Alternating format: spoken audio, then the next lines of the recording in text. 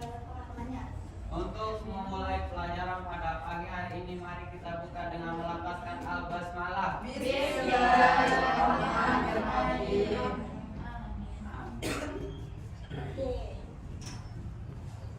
Baik, anak-anak semuanya, ibu ambil dan berbicara dulu ya. Nah, siapa yang nggak masuk hari ini? Kalau ada yang nggak masuk, dikasih penjelasan kenapa namanya nggak masuk ya. Ya, Bu. Baik, yang pertama Ina masuk. Hadir. Terus Dewi Lestari masuk. Baik. Happy Malia Putri masuk. Nurul Dari masuk. Tidak. Kenapa temennya nggak masuk? Halo. Sakit. Udah berapa hari atau berapa? Di sebelah. Udah berapa hari temennya sakit? Tidak sakit tuh di sebelah. Oke, mungkin besok kalau udah 3 hari gitu temannya nggak masuk, kalian izin untuk jawab ya. Ibu, jangan cek uangnya dari ibu. Astagfirullahaladzim, bener atau bener tapi gitu. Udah. Di sini. Oke, harusnya sudah nih. Kemarin Laili belum disebut Bu katanya. udah masuk aja tadi. Nah, baik. Nah, untuk pembelajaran kita kali ini kan tentang perpajakan. Nah, kemarin kita sudah belajar mengenai APBN dan APBD. Nah, kalian masih ingat nggak apa perbedaan dari APBN dengan APBD? Ya. Silakan. Intinya sama-sama memusingkan, Bu. Ayo, siapa yang jawab? Apa tuh perbedaan APBN dan APBD?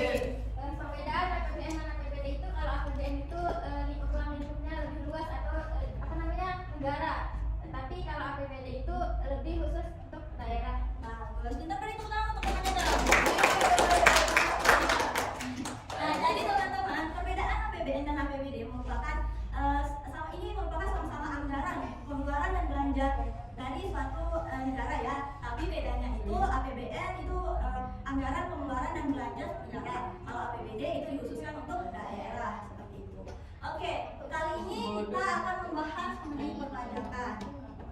Nah, tujuan kita membahas mengenai perpajakan pembangunan ekonomi itu sendiri yaitu kita akan mengetahui apa sih pengertian dari perpajakan, lalu apa aja bentuk-bentuk dari perpajakan itu sendiri, apa aja asas-asas yang ada pada perpajakan, dan juga apa fungsi dan manfaat dari perpajakan itu untuk pembangunan ekonomi. Nah, sebelum itu nanti Ibu mau berikan kalian alur pembahasan kita kali ini, di mana nanti Ibu akan jelaskan terlebih dahulu mengenai materi tersebut. Lalu setelah itu kita akan melakukan, kalau ada yang ingin bertanya, nanti ada sesi pertanyaannya. Baru kita akan memainkan sebuah game. Oke? Kalian siap kan? Siap, Siap. Bu. Oke.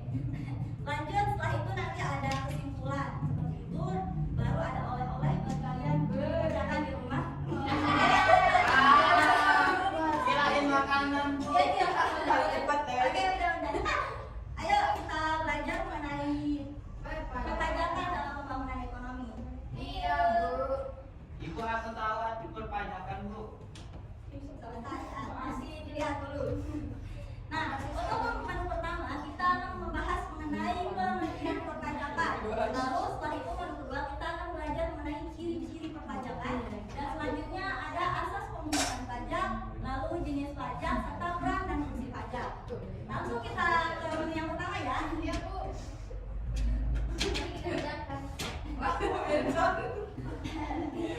Baik, pengertian pajak merupakan kontribusi wajib atau iuran yang dikeluarkan oleh orang pribadi maupun badan yang sifatnya itu memaksa berdasarkan undang-undang. Gitu. Nah, di sini ketika kita membayar pajak itu tentunya kita tidak menerima langsung manfaatnya nih, imbalan kita tidak terima langsung seperti itu. Nah, dikarenakan kan kalau kita misalnya contohkan, kalau kita membeli sayuran, ketika kita mengeluarkan uang, tentunya kita akan mendapatkan apa?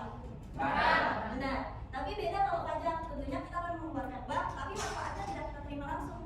Nanti manfaatnya itu kita terima secara tidak langsung, teman-teman. Seperti itu. Nah, kebanggaannya negara bagi sebesar-besarnya kemakmuran rakyat. Nah, manfaatnya itu demi kemakmuran rakyat atau untuk fasilitas umum. Seperti itu. Kita lanjut ya. Nah, dari pengertian ini tentunya kita garis bawahi teman-teman, bahwasanya pajak itu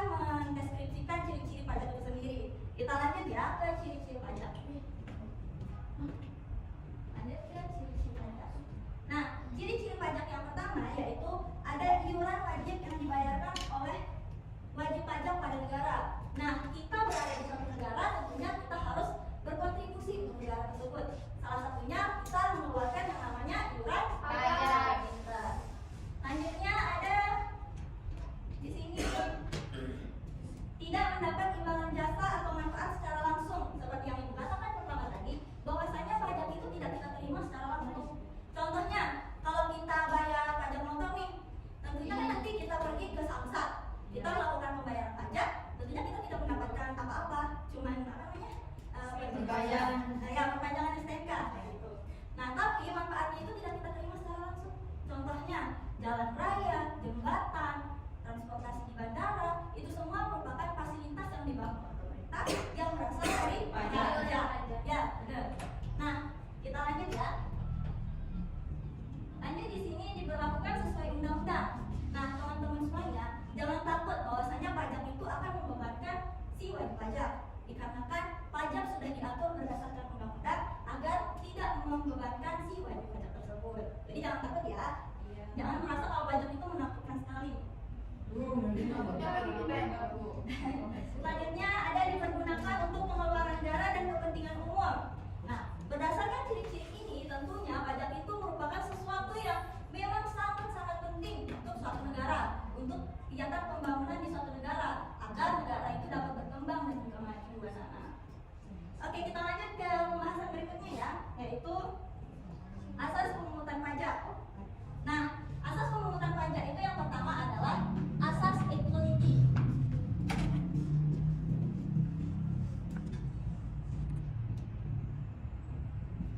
Asas equality itu adalah asas keseimbangan dengan kemampuan atau asas keadilan. Jadi teman-teman semuanya, pajak itu sendiri diberlakukan atau pemungutannya itu sesuai dengan kemampuan si wajib pajak. Tidak bisa dia akan meratakan semua pembayar pajak. Contohnya nih, kalau seseorang yang memiliki penghasilan yang di atas 60 juta, tentunya dia akan membayarkan pajak. Beda kalau dia yang berada di bawah penghasilan 60 juta per tahunnya, itu mereka tidak dikenakan pajak atas penghasilannya. Yang kedua ada asas certainty.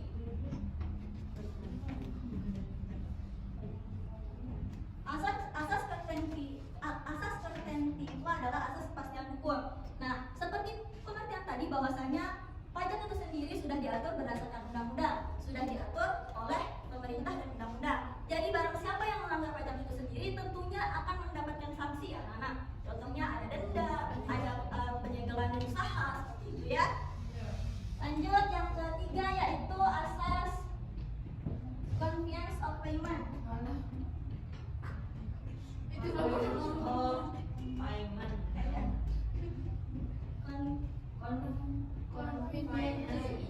Convenience of payment. Atau asas pemungutan pajak yang tepat waktu atau asas ketenangan. Jadi anak-anak semuanya, pemungutan pajak itu sesuai dengan kondisi atau keadaan si wajib pajak. Kita harus melihat kondisinya, di mana mereka sedang mendapatkan penghasilan, baru kita akan melakukan pemungutan pajak. Kita tidak boleh diskriminasi atau tidak boleh menekankan harus membayar pajak sekarang. Tetapi wajib pajak itu sendiri sedang kesusahan, seperti itu kita tidak boleh seperti itu, teman-teman. Makanya di sini ada yang namanya asas convenience of payment.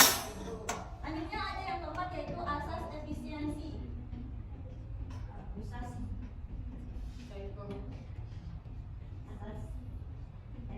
Atau asas ekonomis, di mana pajak itu sendiri sudah diatur sehemat mungkin, teman-teman, oleh pemerintah. Jadi di sini kita sebagai warga negara itu harus patuh ya terhadap pajak.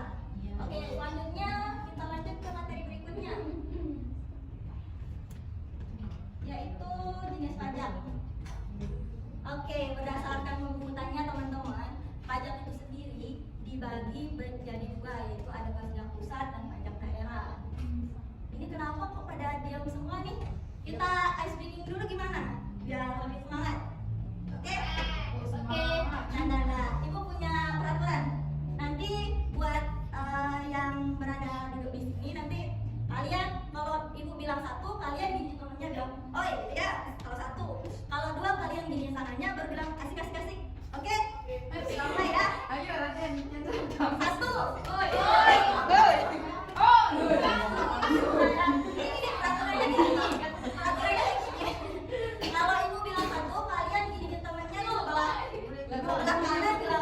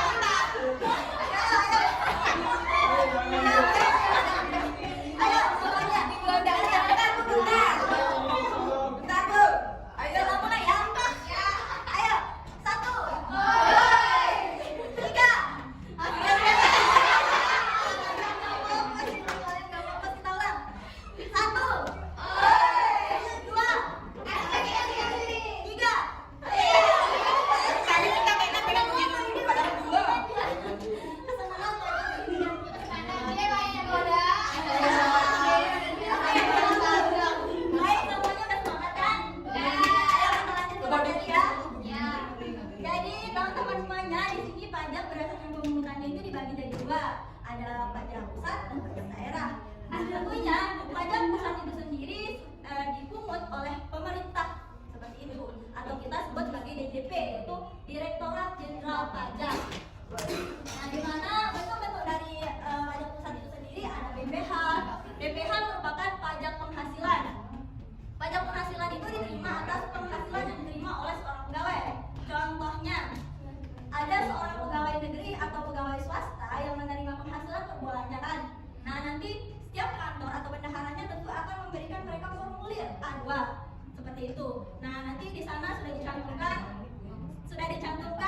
gaji yang mereka dapat, gaji pokoknya, ada tunjangan yang mereka dapat, semuanya itu sudah tercantum pada formulir tersebut.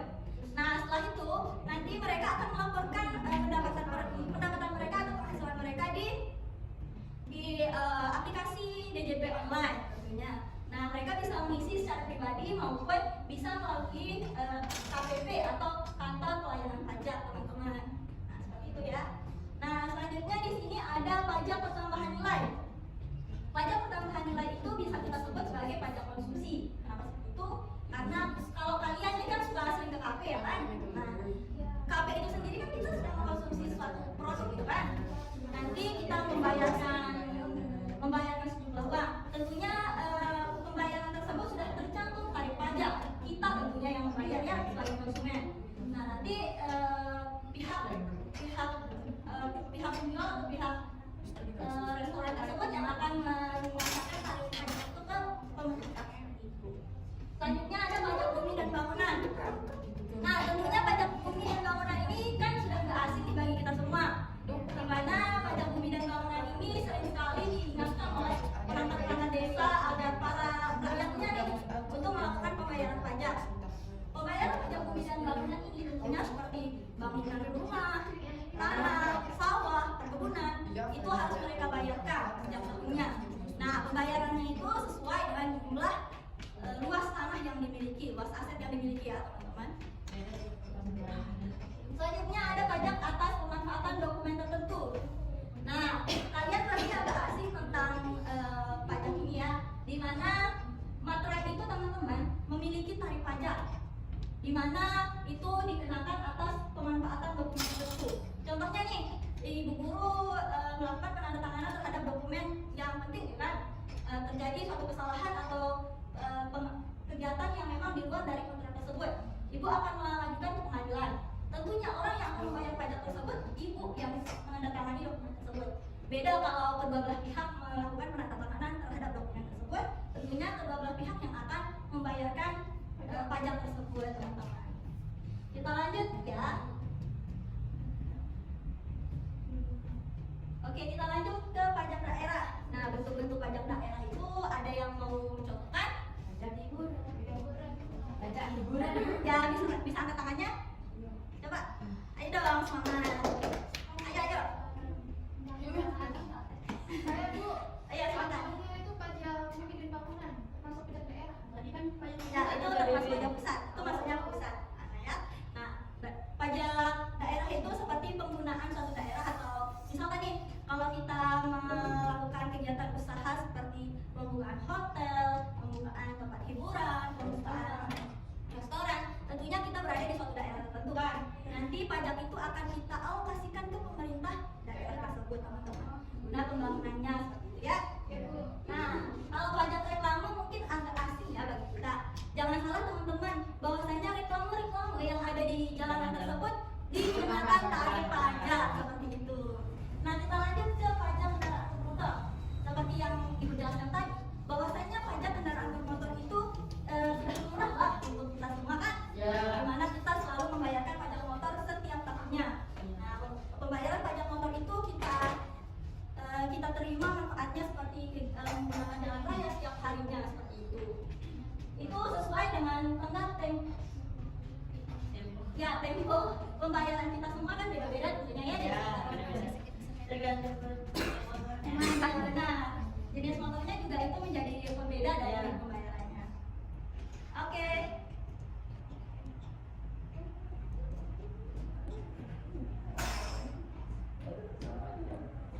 Kita lanjut ke peran dan fungsi pajak ya. Nah,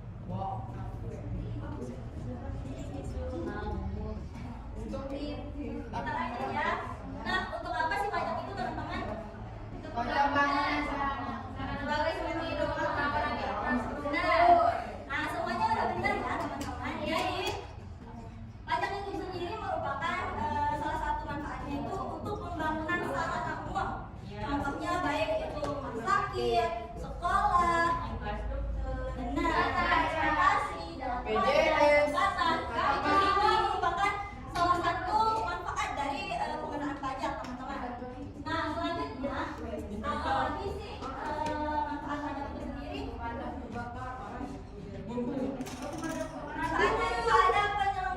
Manfaatnya itu ada pembiayaan penyelenggaraan negara, di mana di sini mulai dari gaji pegawai negeri, presiden, hakim, dan polisi itu berasal dari pajak. Gajinya mereka itu berasal dari pajak. Itu BLT sama BPJS. Iya benar, itu termasuk bantuan dari anggaran pemerintah, itu berasal dari bersumber dari pajak.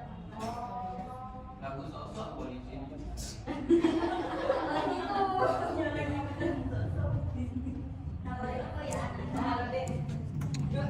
Kita lanjut ya, fungsi dan manfaat pajak itu ada 5 nih teman-teman. Yang pertama itu ada fungsi budgeter atau pajak sebagai sumber utama kas negara. Jadi di sini pemerintah itu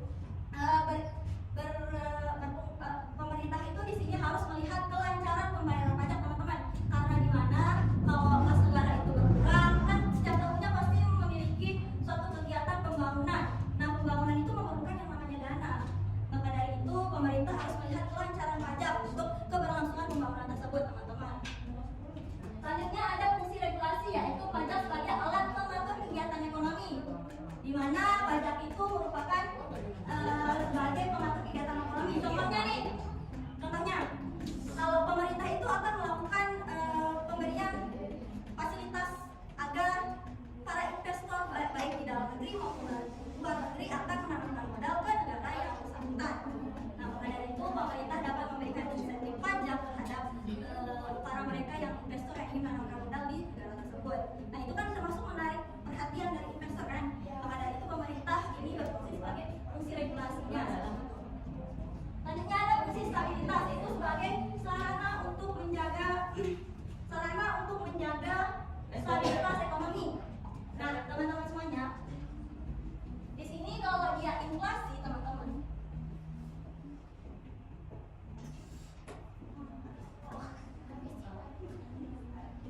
kalau terjadi inflasi di suatu negara, tentunya pemerintah akan meningkatkan. Kalau terjadi inflasi, pemerintah akan menetapkan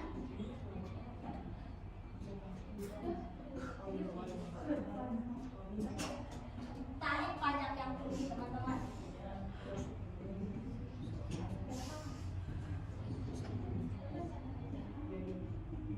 Beda lagi kalau terjadi deflasi, tentunya pemerintah akan menurunkan pajak.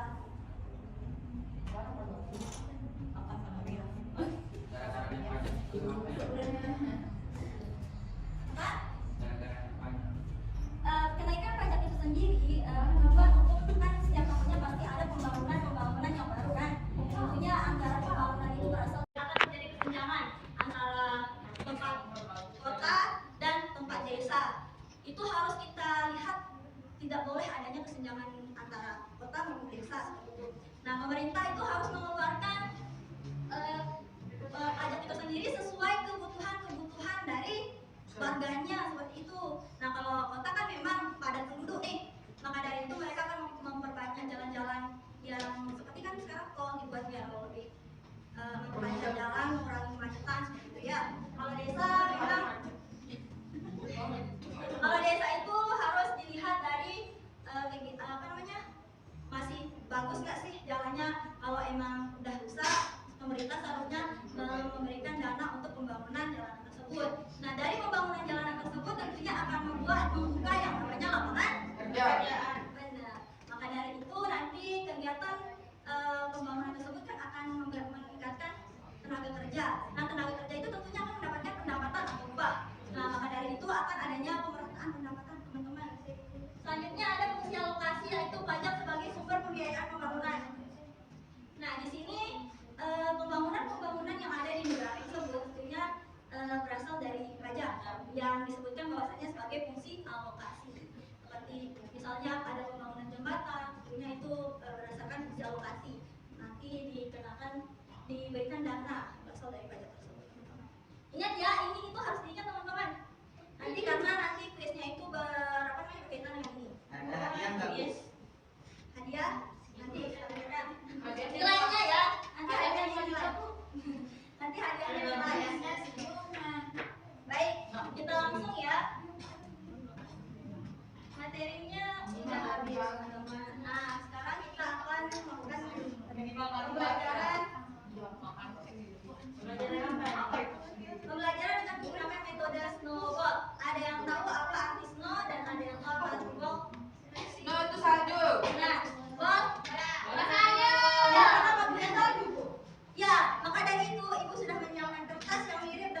putih yaitu salju. Nah 11-12 lah ya. Anggaplah. Nanti kalau pakai salju beneran Bukan masalah salju beneran, ada salju. Ada salju. Nanti di bawah kita harus Ada seloteh es batu. ya. Oke. Ada seloteh batu. Jangan dong. Nah kegiatannya ini ibu bacain ya langkah-langkahnya. Karena ibu udah jelasin tadi tentang materinya, nanti ibu akan melakukan lemparan pertama nih. Lemparan pertama untuk menentukan siapa yang akan menjawab pertanyaan yang ibu siapkan di papan tulis. Oke? Oh, Jadi, ya. Harus lemparan ke belakang biar kayak random gitu. Jadi kan nggak tahu siapa.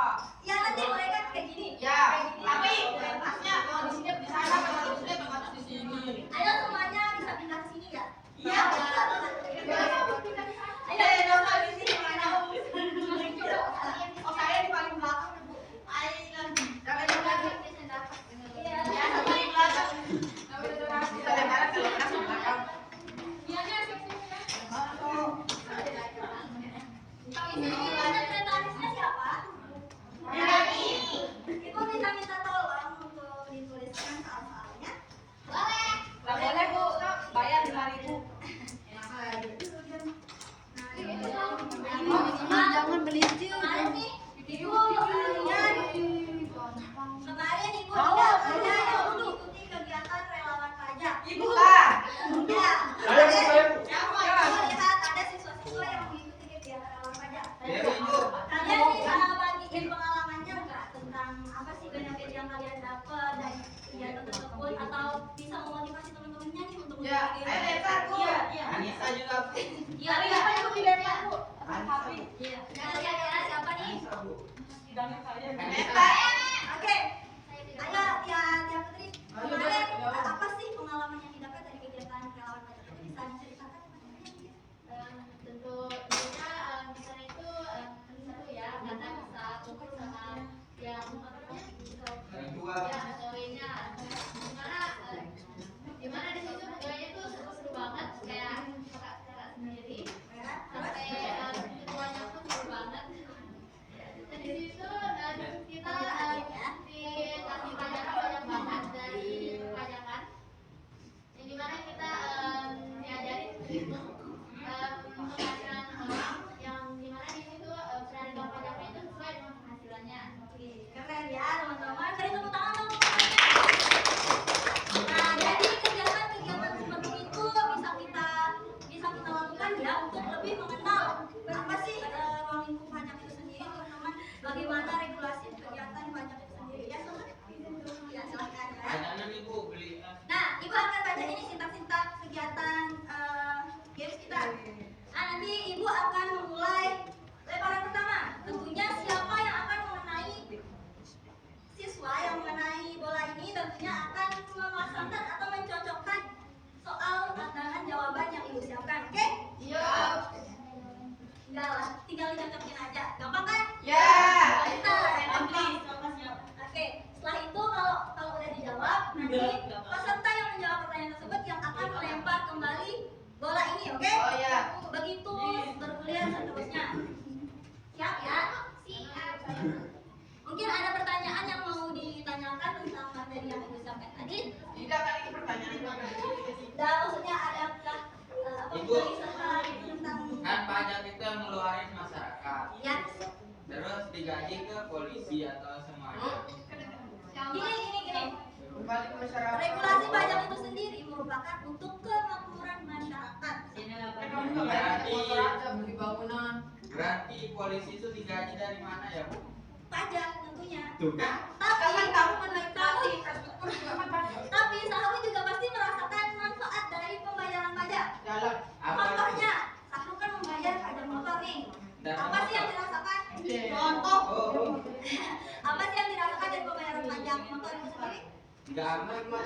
Jalan. Tentunya ada yang namanya jalan, Sahru. Jalan itu digunakan untuk keberlangsungan sehari-hari. Ya, itu termasuk manfaat yang Sahru dapatkan dari pembayaran pajak. Itu satu. Nah, kalau gajinya itu sudah sesuai, sudah diatur oleh undang-undang. Jadi kita sebagai rakyat tinggal melakukan pembayaran pajak yang memang sudah diatur sehingga mungkin oleh pemerintah tersebut. Kenapa nggak kayak negara lain, Bu? Kalau pengangguran digaji gitu. Setiap negara itu beda-beda peraturannya Karu. Nah, kegiatan pajak itu sendiri kan bahkan di sini pajak itu memberikan bantuan nih kepada mereka yang memang kurang mampu, adanya PKH seperti itu sebagai modal awal untuk mereka membangun usaha mereka sendiri.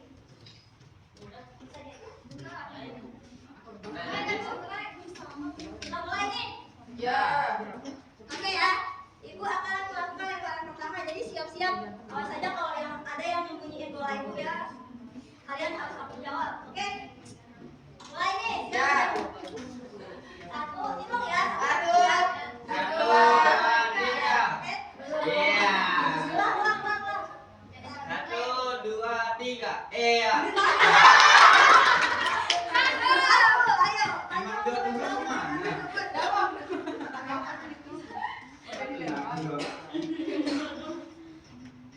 Aku jawab.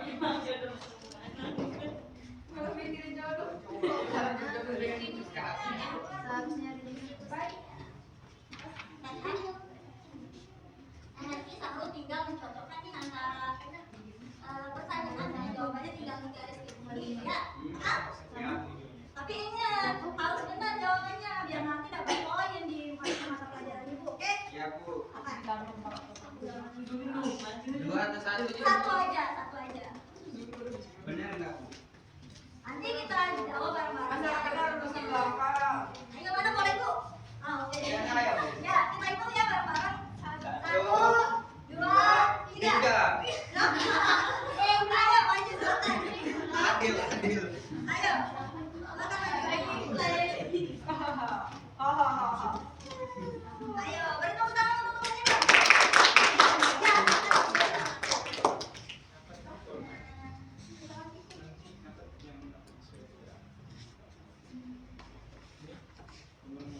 Oke. Nah, beri tepuk tangan untuk temannya. Masuk lagi nih, ada lemparan ketiga. Ayo, lemparan ketiga, silakan. Tangkap, Kak. Tangkap. Maju.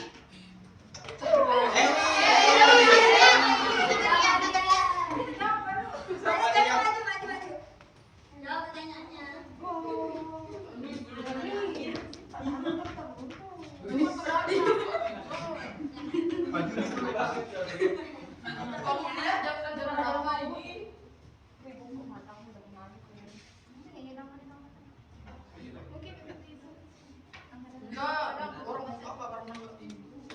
Ayo beri semangat untuk temannya biar bisa jawab.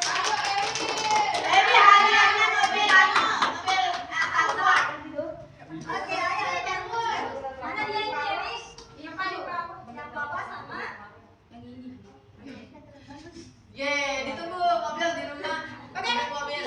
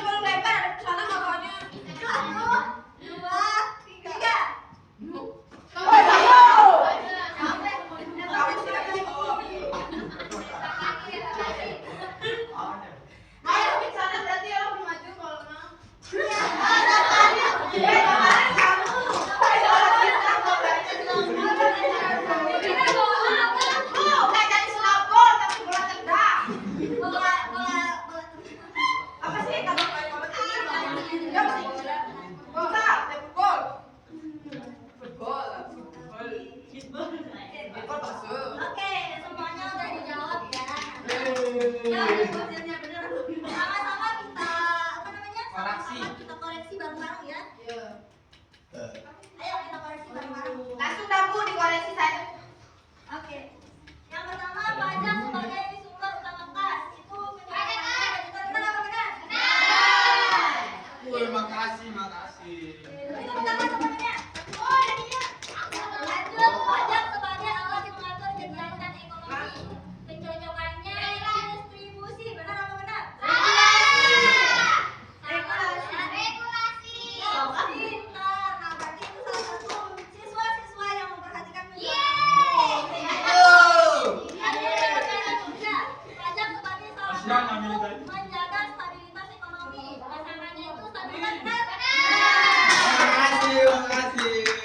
Lanjut, pajak sebagai alat pemerataan pendapatan. Pasangannya regulasi. Saya anu lanjutkan. Lanjut lagi ya.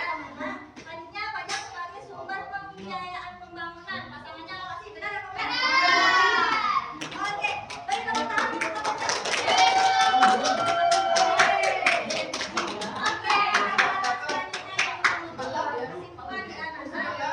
Oke, jadi semuanya pajak itu sendiri merupakan suatu hal yang sangat wajib, iuran wajib yang dikeluarkan oleh Masyarakat Nah, pajak itu sendiri sangat berguna untuk pembangunan ekonomi.